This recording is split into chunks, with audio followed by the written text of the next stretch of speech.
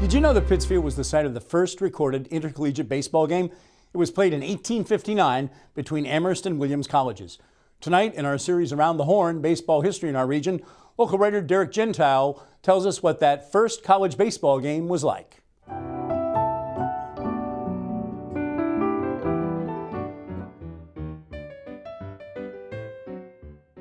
In 1818, for a number of reasons, elements of Williams College, professors and students, decided that they were going to sort of go east. And they relocated to Amherst and started, eventually founded Amherst College 1821.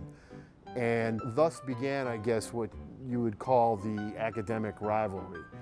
And then in 1859, it became an athletic rivalry. They opted to have a baseball game, which baseball had been played in this area for about 70 years up to that point. It wasn't a new thing. It was new for colleges to play. Pittsfield was a neutral site. They didn't want to have it at either one of the colleges.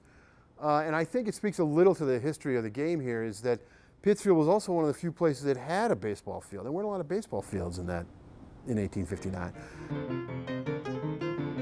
So on July 1st, 1859, they played a baseball game, but it is not quite the game that we all know. For instance, the playing field was not a diamond, it was a box. They were not 3 bases, there were 4. And there was no foul territory. And so any time the ball was struck, it was in play. So that led to that's one of the reasons there were a lot of runs were scored. 1 out to an inning, and there was no limitation on innings. Instead, usually the captains of the teams would agree on a total runs, and in this case it was 100 total runs, and Amherst won 73-32. By the standards of the day, there were a large crowd of several hundred people. Don't forget, this was something of a big deal. First, it was the first college baseball game, and second, it was a baseball game. And like in 2011, if you have a baseball game, a lot of people like to come and watch it, and in 1859, the same was true. The reenactment was at Wacona Park right here. They obviously laid the game out in the sort of the square box. So Williams won 1917. The irony is that they also played a regular game between Williams and Amherst College, and for the championship of that league that they're in.